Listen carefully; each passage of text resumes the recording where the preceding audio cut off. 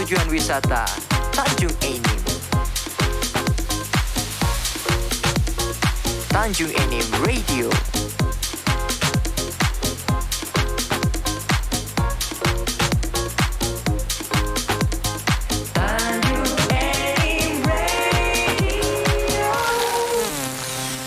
Assalamualaikum warahmatullahi wabarakatuh. Selamat sore para kanci Tanjung Enim Radio yang berbahagia. Di kesempatan sore hari ini kita kembali berjumpa dalam acara ngobrol bareng sore seru untuk edisi Selasa tanggal 8 November 2022 bersama bintang tamu kita dari Puskesmas Tanjung Enim, acara rutin yang kami gelar setiap hari Selasa jam 2 sampai jam 4 sore. Di sore hari ini ada Ibu Dr. Lia Riani, Dokter Puskesmas Tanjung Enim, kemudian ada Ibu Dewi Puspita AMF, bagian farmasi Puskesmas Tanjung Enim. Assalamualaikum Ibu Dr. Lia Riani. Waalaikumsalam. Sehat ya? Alhamdulillah sehat. Lama tidak jumpa, sekarang kita jumpa lagi ya. Iya. Ibu Dewi Puspita, Assalamualaikum. Waalaikumsalam warahmatullahi wabarakatuh. Sehat ya? Alhamdulillah. Ibu Dewi baru pertama ini kayaknya ya? Iya, kalau lihat pertama dari kali namanya ya. baru pertama ini. Baik para kanci Tanjung Enim Radio, narasumber kita dari Puskesmas Tanjung Enim hari ini akan mengangkat tema tentang gagal ginjal akut pada anak dan update BP POM. Seperti biasa para kanca, acara kita berlangsung selama 2 jam ke depan sampai pukul 16 waktu Indonesia Barat atau jam 4 sore. Dan untuk Anda yang ingin mengikuti langsung acara ini silakan kunjungi Facebook kami, Facebook Tanjung Enim Radio. Dan untuk Anda yang mau mendengarkan langsung, Anda bisa buka link kami di www.tanjungenimradio.id. Saya Ready Smith dan juga rekan-rekan kerabat kerja yang bertugas sore hari ini akan menemani Anda sampai jam 4 sore. Baik para kanca, kita akan mulai bertanya-tanya tentang gagal ginjal akut pada anak ya. Saya ke Dokter Lia terlebih dahulu ya, Lia Riani. Kenapa sih kasus gagal ginjal jadi trending topik saat ini? Alasannya seperti apa ini? Oke, baik Bang Reddy ya. Jadi akhir-akhir sekarang ini, sekitar 2 bulan terakhir ini memang kasus gagal ginjal ini sering terdengar baik di televisi maupun radio. Yeah. Jadi sebenarnya kasus gagal ginjal pada anak ini memang sudah ada dari awal tahun 2002. Yeah. Namun baru terjadi peningkatan kasus pada 2 bulan terakhir yaitu bulan September dan Oktober 2022. September dan Oktober 2022 ya. Oke. Jadi kasus gagal ginjal ini terutama yang disoroti karena dia menyerang anak-anak usia 6 bulan sampai 18 tahun. Yeah. Dan didominasi oleh usia 1 sampai 5 tahun. Terus dari hasil terakhir yang dikeluarkan oleh Kemenkes pada hari Sabtu tanggal 5 November 2022 itu. Sabtu 2 hari yang lalu ya? Iya, dilaporkan bahwa terdapat 324 kasus gagal ginjal akut pada anak, di mana 102-nya sudah sembuh, 194 meninggal dan 28 masih dalam perawatan. Itu yang terjadi di Indonesia? Iya. Oke, seperti itu. Nah, para kanca, satu informasi yang sudah Anda terima ya. Kemudian apa sih Bu yang dimaksud dengan gagal ginjal akut tersebut? Oke, gagal ginjal akut atau kalau dalam bahasa Inggrisnya acute kidney injury itu adalah suatu kondisi ketika ginjal kita itu berhenti berfungsi secara tiba-tiba. Iya. Jadi yang harusnya bisa mengeluarkan urin ini stop. Oh iya. Nah, kondisi ini bisa terjadi akibat gangguan aliran darah ke ginjal, gangguan di ginjalnya sendiri, atau penyumbatan di saluran urin dari ginjal ke saluran pengeluarannya. Dan harus dilakukan penanganan secepatnya agar tidak terjadi kelainan yang permanen, Pak. Oh iya. Jadi andai kata terlambat bisa terjadi kelainan yang permanen ya. Nah, oke. Para kanca, kita lanjut lagi. Penyebabnya itu apa Bu, gagal ginjal akut Bu? Tadi seperti sudah saya ungkapkan di awal bahwa ada 3 penyebabnya. Jadi kita bahas dulu yang pertama Bang Deddy ya. Yang pertama adalah bahwa penyebabnya itu bisa beragam. Mulai dari prerenal, di sebelum ke ginjalnya, di ginjalnya sendiri, ataupun setelah postrenal. Jadi antara ginjal dan pengeluarannya. Iya ya. Oh seperti itu ya. Jadi para kanca, sedikit demi sedikit kita bisa mengetahui oh seperti itu yang mesti gagal ginjal akut, kemudian penyebabnya dan sebagainya. Nah, penyebab dari prarenal sendiri apa ini, Bu? Prerenal itu artinya sebelum sampai ke ginjalnya Bang ya. Jadi ada gangguan aliran darah ke ginjal. Ada beberapa penyakit yang bisa menyebabkan keadaan ini. Misalnya pada orang yang mengalami luka terus kehilangan banyak darah. Atau pada orang yang mengalami diare berat. Nah Diare itu kan berat, cairan di badan kita berkurang, nah itu bisa merusak ginjal. Kemudian pada kasus-kasus operasi yang terjadi banyak pengeluaran darah. Pada kondisi sepsis atau shock anafilaktik itu terjadi infeksi yang berat dari bakteri di tubuh. Kemudian juga bisa karena adanya penyakit di hati seperti sirosis hati atau hatinya yang membesar. Bisa pembengkakan juga hati. Pembengkakan hati. Bisa juga pada kasus penyakit jantung seperti gagal jantung dan serangan jantung. Atau pada luka bakar berat. Nah pada luka bakar berat ini terjadi dehidrasi yang berat juga. Atau karena efek samping obat-obatan seperti aspirin, ibuprofen, naproxen atau obat antihipertensi. Jadi bisa digarisbesarkan ini terjadi karena kekurangan cairan atau cairannya sudah habis ya. Seperti itu. Nah para kanca kita lanjutkan kembali. Untuk Anda yang baru bergabung selamat sore, kita akan lanjutkan. Penyebab dari kerusakan di ginjal apa saja nih dokter? Nah seperti tadi dibahas ya, fungsi ginjal itu kan untuk menyaring limbah sisa metabolisme di dalam darah. Jadi kalau di ginjal itu juga sudah terjadi kerusakan, itu akan mengakibatkan kelainan pada seluruh tubuh. Kalau kerusakan di ginjalnya sendiri bisa oleh seluruh penyakit akibat ginjal yang ada di ginjal itu seperti penyakit rhabdomyolysis ya. Kemudian adanya penumpukan kolesterol, nah yang menyumbat aliran darah ke ginjal, atau karena penggumpalan darah di pembuluh darah vena atau arteri di ginjal. Atau juga bisa disebabkan oleh sindroma hemolitik uremik, yaitu akibat sel darah pecah ya, sel darah merahnya yang pecah dan sudah rusak. Atau juga oleh sindrom tumor lisis. Jadi adanya sel-sel tumor yang hancur, ini mengakibatkan lepasnya racun ke dalam darah sehingga terjadi juga kerusakan ginjal. Ya seperti itu ya. Nah para kanca kita lanjutkan kembali, sepertinya makin asik makin banyak tahu. Saat ini kan gagal ginjal akut pada anak lagi tren, dan hari ini kita akan mendapat pencerahan penjelasan dari tenaga medis dari Puskesmas Tanjung ini. Kemudian penyumbatan di saluran urin maksudnya seperti apa ini dok?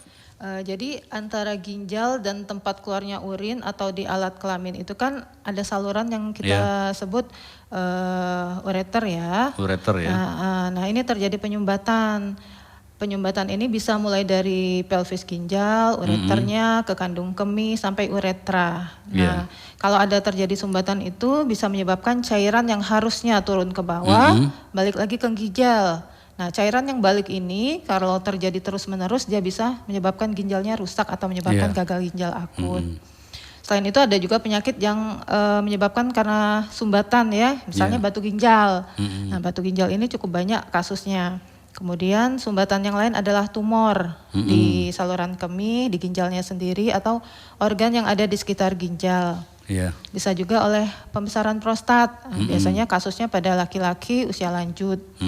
Atau juga adanya perlengkatan saluran kemih akibat jaringan parut, misalnya setelah operasi, baik operasi pada saluran kemih sendiri ataupun operasi pada seksio sesaria pada wanita yang melahirkan. Atau juga karena adanya gangguan saraf di kandung kemih Pak. Jadi ada kelainan neurogenic bladder atau efek samping dari operasi di panggul. Jadi seluruh operasi di panggul itu salah satu resikonya adalah terjadinya penyumbatan pada saluran kemih. Kemudian adanya juga trombosis di pembuluh darah vena ginjal. Gitu. Jadi keterangan terakhir ini dominan ke orang dewasa ya? Iya. Baik Dr. Lia Aryani, kita break dulu. Jangan diteruskan, kita akan lanjutkan kembali setelah jeda berikut. Para kanca tetap di Ngobras Tanjung Enim Radio.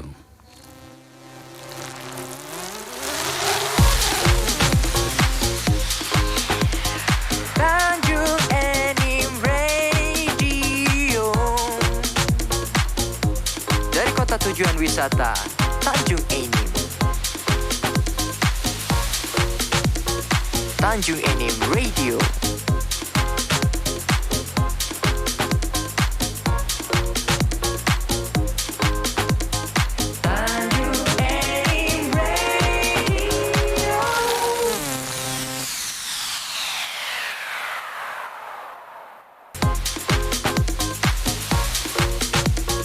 Tanjung Enim Radio.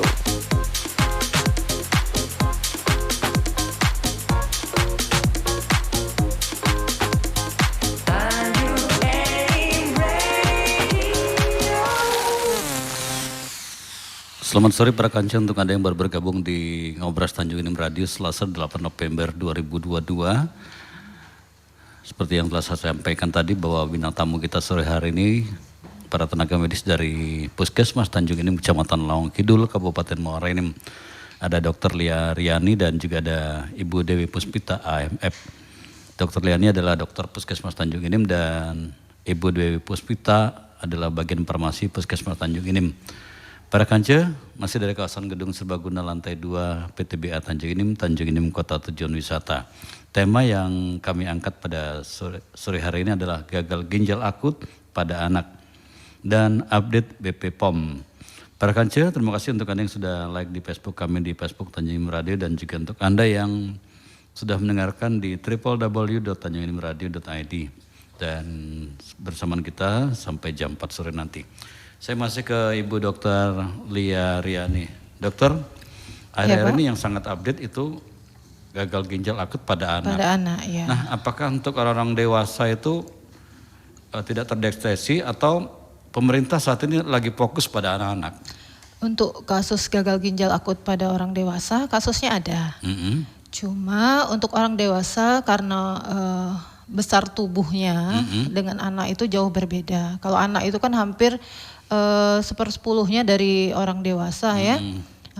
Pada kasus-kasus kerusakan ginjal dengan dehidrasi itu biasanya menyebabkan kematian. Oh, seperti Sedangkan itu ya. pada kasus orang dewasa karena volume tubuhnya yang besar, kasus GGA biasanya tidak menimbulkan gejala yang hebat karena volume cairan di tubuhnya banyak. Dengan adanya penyakit itu biasanya tidak terlalu fatal, tapi kalau dibiarkan dibanding bisa sama menjadi anak-anak ya. Oke. Jadi tidak terlalu signifikan dibanding dengan anak-anak ya. Walaupun kasusnya memang ada. Walaupun ada ya. Kemudian bagaimana fase anak yang mengalami gagal ginjal akut ini dokter? Ya, dengan banyaknya kasus gagal ginjal anak ini di blow up juga kan di televisi. Itu Kemenkes juga meminta orang tua itu agar tidak panik, tapi harus tetap waspada. Ini ciri-ciri untuk anak yang mengalami gagal ginjal akut itu ada beberapa tahapan. Gejala awalnya yang pertama, salah satunya anak akan mengalami gangguan pada saluran pencernaan dan saluran nafas. Yaitu kalau dia saluran pencernaan akan ada diare, mual, muntah. Untuk yang gangguan saluran nafasnya ada keluhan batuk dan pilek. Anak juga terlihat seringkali mengantuk. Terus ada demam selama 3-5 hari. Nah, gejala awal ini pada anak, pada orang dewasa apakah sama ketika punya kasus yang berbeda? Sama? Berbeda ya? Ya, kalau pada orang dewasa gangguan ginjal akut itu biasanya terlihat pada saat kita buang air kecil. Nah, sudah ada perubahan warna, kadang sampai ada berdarah. Oh, seperti itu ya. Silakan dilanjutkan dok. Terus tahapan selanjutnya sekitar 2-6 hari akan ada penurunan jumlah buang air kecilnya atau urinnya, itu namanya oliguri. Nah, pada yang dewasa biasanya langsung ke gejala ini. Kalau dewasa kan kalau demam tuh tidak terlalu dirasa, kadang bekerja masih bekerja. Tapi kalau pada anak-anak biasanya kalau dia ada demam kelihatan anak itu lesu dan mengantuk.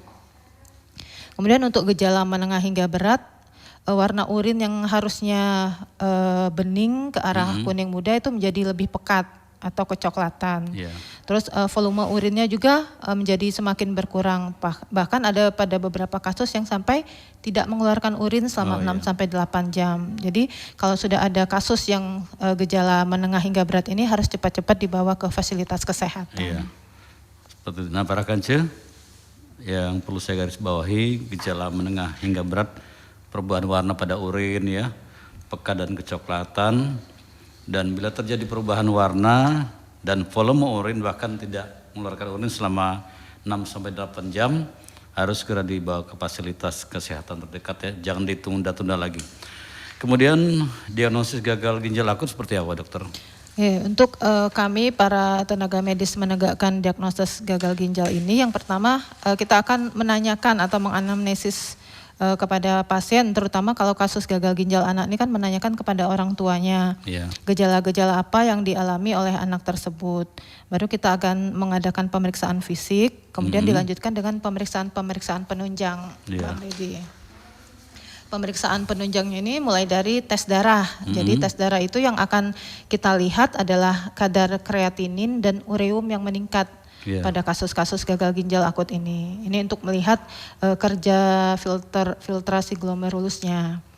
Kemudian yang kedua, urinnya juga kita periksa. Ini untuk melihat kadar elektrolit dalam urin, juga untuk mengetahui volume urin yang keluar ini sekarang sebanyak apa.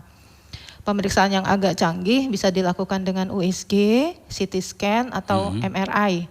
Jadi untuk melihat kondisi ginjalnya. Misalnya kalau ada tumor bisa kelihatan, kalau ada penyumbatan atau ada kelainan pembuluh darah di ginjal itu bisa kelihatan dengan pemeriksaan canggih ini.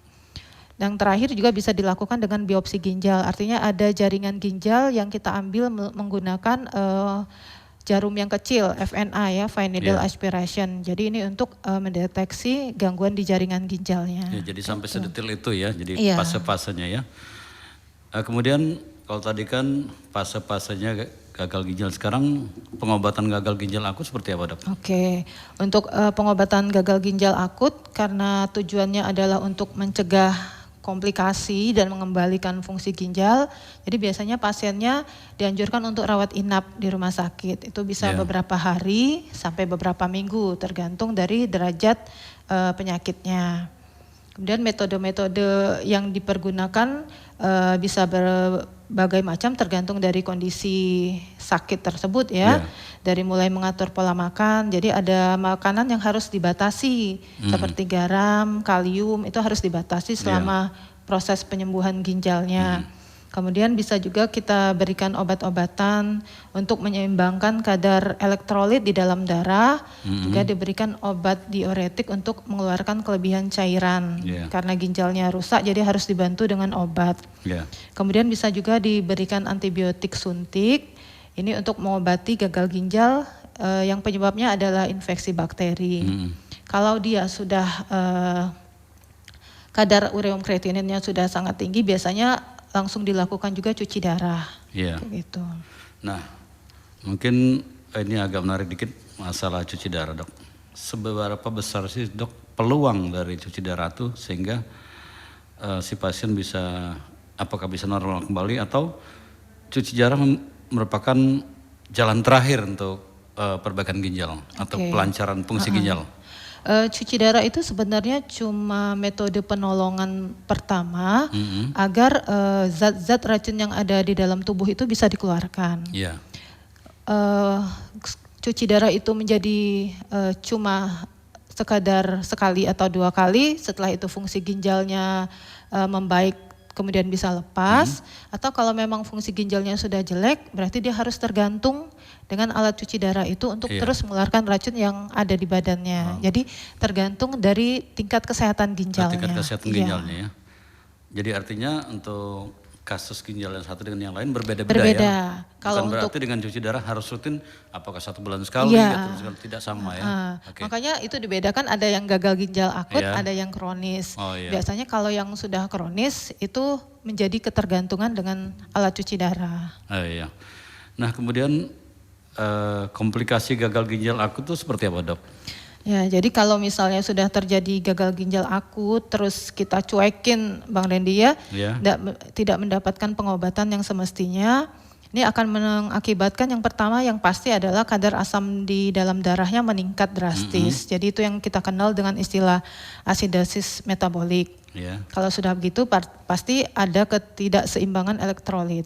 Nah, dengan adanya ketidakseimbangan elektrolit ini, efeknya ke seluruh organ yang ada di tubuh kita. Oke dokter, jangan diteruskan dulu. Kita akan lanjutkan kembali setelah jeda. Para kanca, tetap di Ngobras Tanjung Radio sampai pukul 16 waktu Indonesia Barat.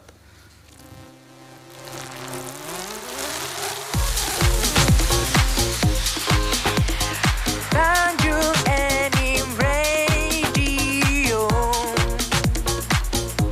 Dari kota tujuan wisata Tanjung Enim.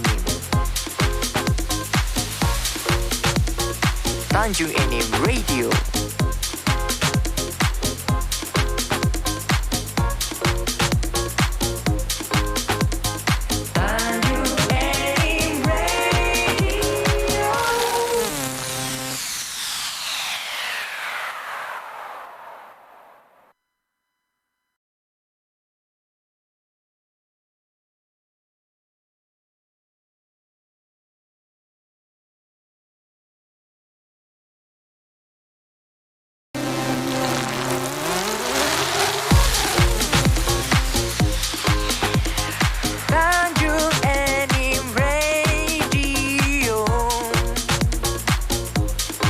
Kota tujuan wisata Tanjung Enim. Tanjung Enim Radio.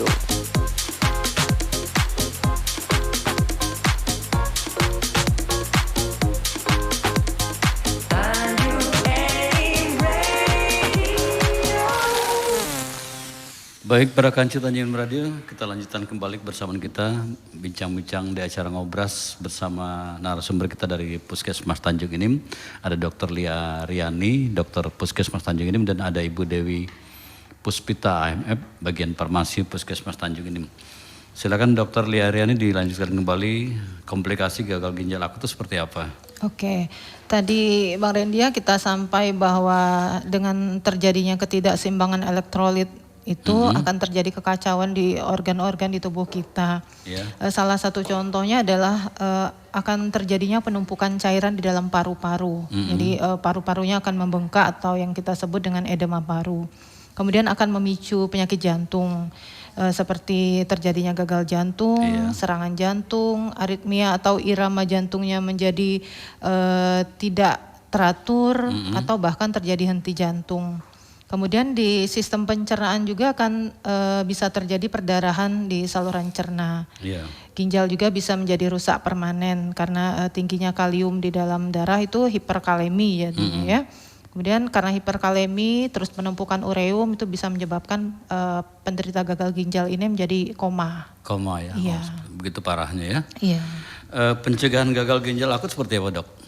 Oke, anjuran dari Kementerian Kesehatan ada himbauan karena dari data yang dihimpun dari awal tahun, gejala yang muncul ini awalnya terkait infeksi saluran cerna. Jadi himbauan Kementerian Kesehatan ini tetap kembali ke upaya pencegahan agar orang tua ini memastikan perilaku hidup bersih dan sehat ini tetap diterapkan di kehidupan sehari-hari.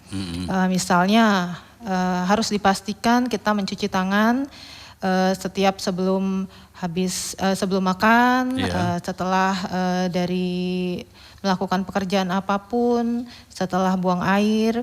Kemudian harus makan makanan yang bergizi dan seimbang, tidak jajan sembarangan, minumlah air yang matang, terus pastikan imunisasi anak juga rutin dan harus dilengkapi.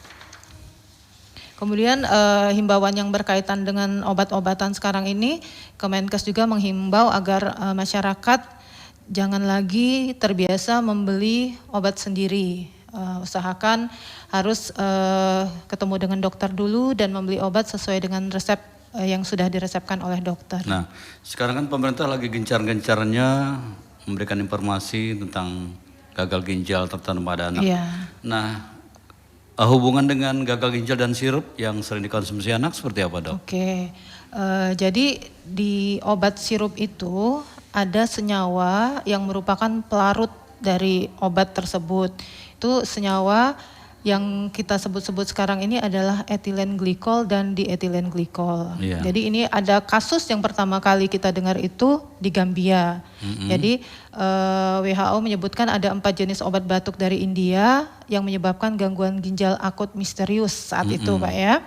Kemudian obat tersebut menurut catatan BP POM ternyata tidak beredar di Indonesia. Yeah. Nah, etilen glikol dan dietilen glikol ini sempat kan obat-obat kemarin ditarik semua, kemudian dilakukan pemeriksaan, nah terdapatlah cemaran larutan ini di dalam kimia gliserin atau propilen glikol yang biasanya digunakan sebagai zat pelarut tambahan. Jadi namanya mirip, cuma efek di badannya itu berbeda. Oh iya, gitu. iya seperti itu.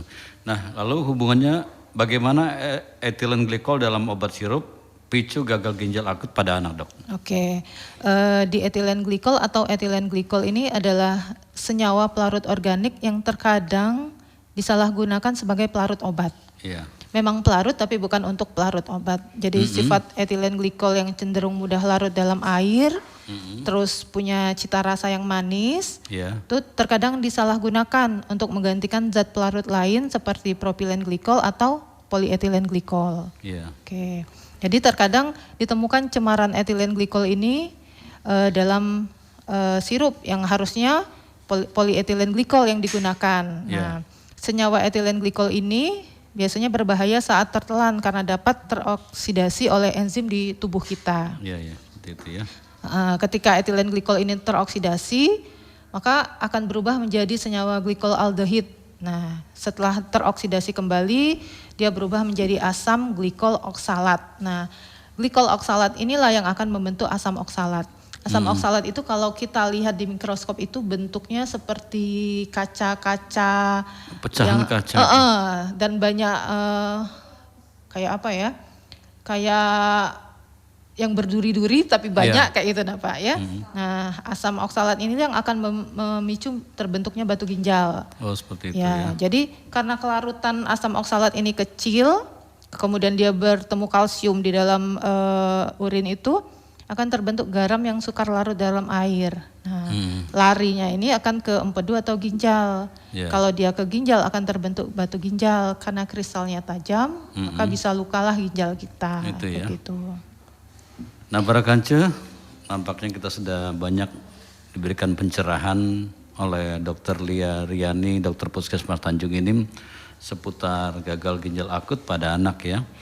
Mulai dari penyebabnya, kelanjutannya, kemudian cara mengatasinya dan juga bagaimana kolerasi antara sirup dengan gagal ginjal. Mudah-mudahan apa yang sudah disampaikan oleh Dokter Puskesmas Tanjung Inim, Dr. Lia Riani, bisa memberikan informasi yang begitu akurat untuk kita sehingga kita betul-betul memahami kenapa pemerintah gencar-gencarnya memberikan informasi gagal ginjal akut pada anak, sehingga ada sirup-sirup tertentu yang sudah beredar yang dikhawatirkan ada zat-zat yang mengandung dan membuat gagal ginjal itu ditarik kembali ya. Walaupun persentasenya kecil tapi itu akan berdampak pada anak. Terima kasih dokter sudah memberikan pencerahan. Sama-sama Bang Ren. Dan mudah-mudahan nanti kalaupun ada lagi yang ingin saya tanyakan tentang kaitan ini kita tanyakan lagi, dan saya akan ke Ibu Dewi Puspita AMF ya. Ya Pak. Bagian Farmasi Puskesmas Tanjung Inim yang kali ini akan memberikan informasi update tentang BP POM ya. Yang saya akan tanyakan apa sih etilen glikol yang di etilen glikol atau DEG atau EG, mohon berikan informasi. Untuk terkait etilen glikol dan di etilen glikol ini berwujud cairan yang tidak berwarna Pak ya.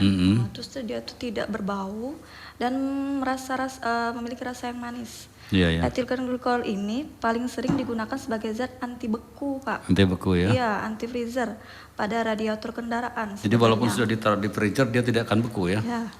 Namun zat ini juga biasanya digunakan sebagai pelarut industri, yaitu terutama industri farmasi Pak ya, maupun industri produk rumah tangga. Nah, di etilen glikol ini sendiri memiliki karakteristik yang tidak jauh berbeda Pak dengan etilen glikol.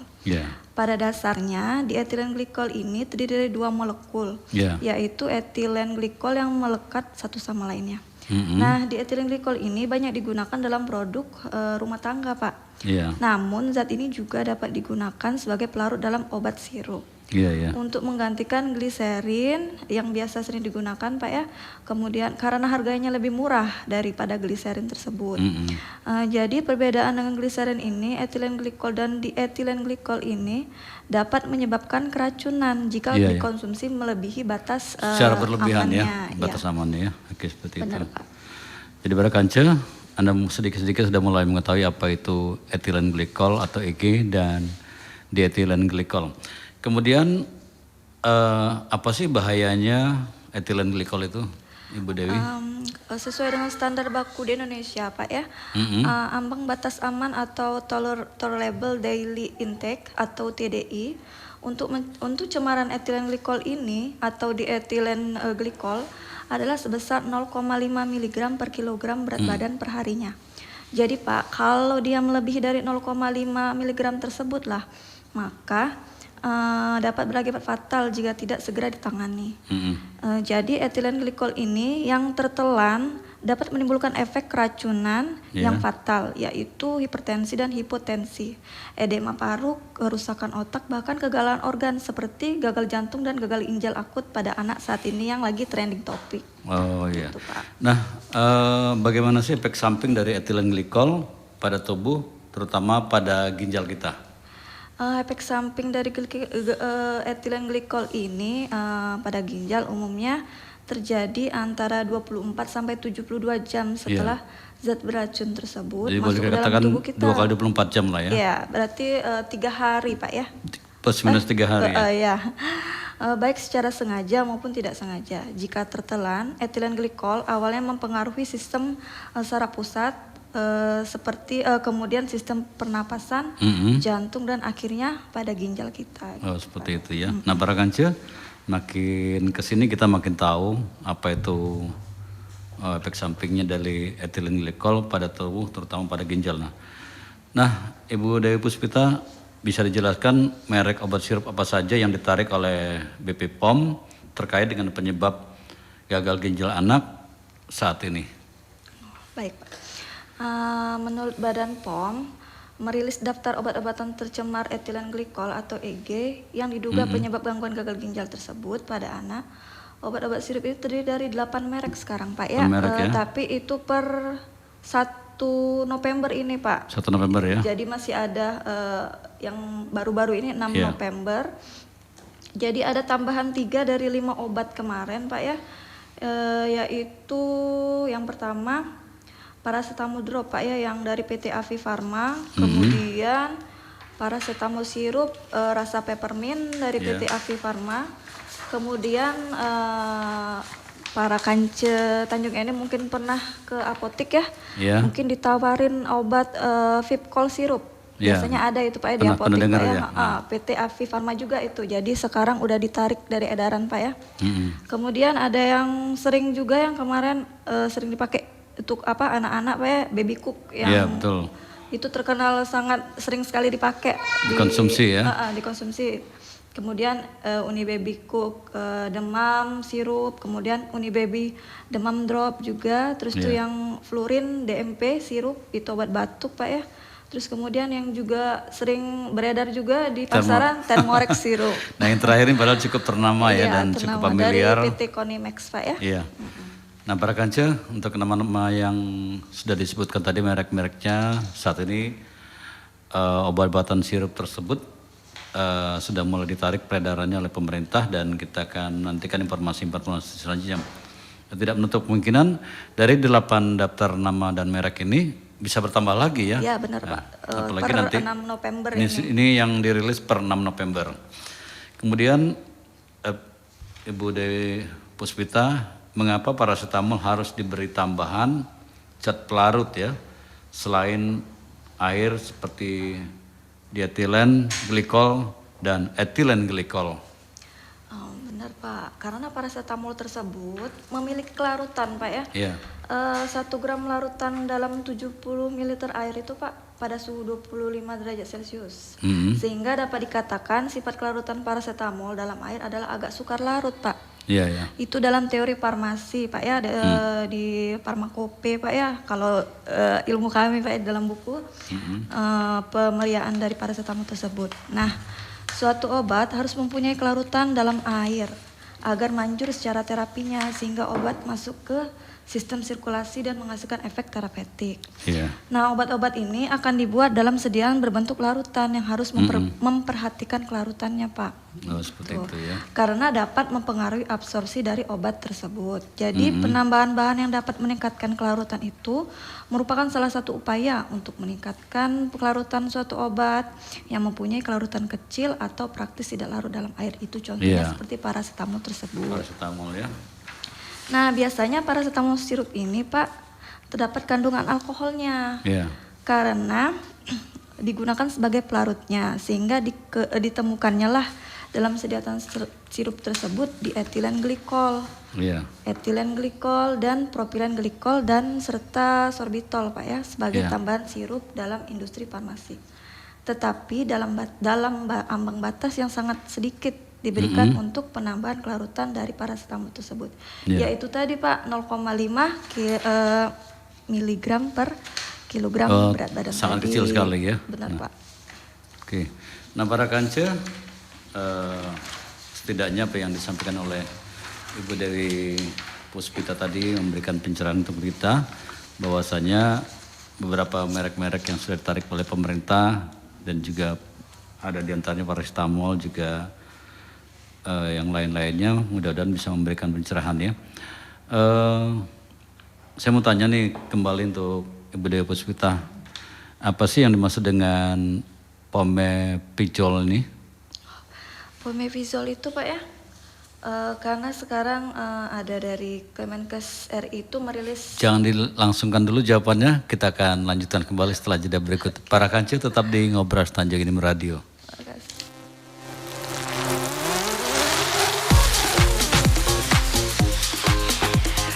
Tanjung Enim Radio. Dari kota tujuan wisata Tanjung Enim. Tanjung Enim Radio.